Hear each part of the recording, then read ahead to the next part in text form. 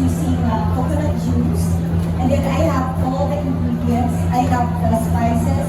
I like the heat of the ginger and then the aroma of lemongrass.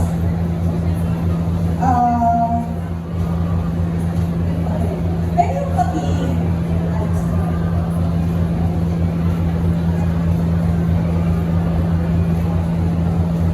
So this is the coconut water that I'm going to use. But I don't think we have enough, so I will use water first.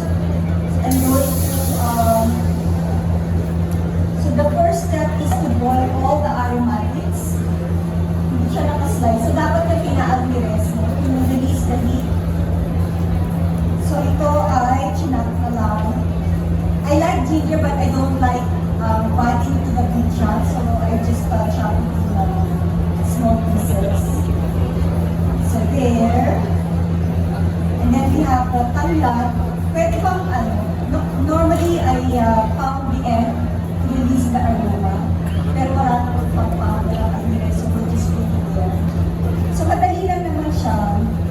And then I have the onions. And normally for the onions, my ratio is always 1:2. So for every one onion, you have 2 tomato. I grew up in the kitchen of my grandmother, and normally, pag nagluluto ng tomatoes, hindi siya i-slice. So, tinipigalan siya ng kamay hanggang yung tinitiri siya, ang ganyan, hanggang to release all the juices. As opposed to, tinitiri siya isa-isa.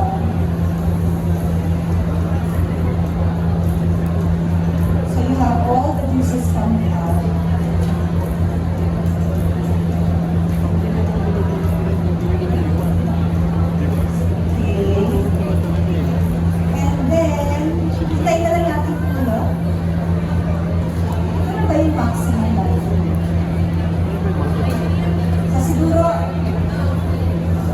Can I get help? This is the maximum weight that we have.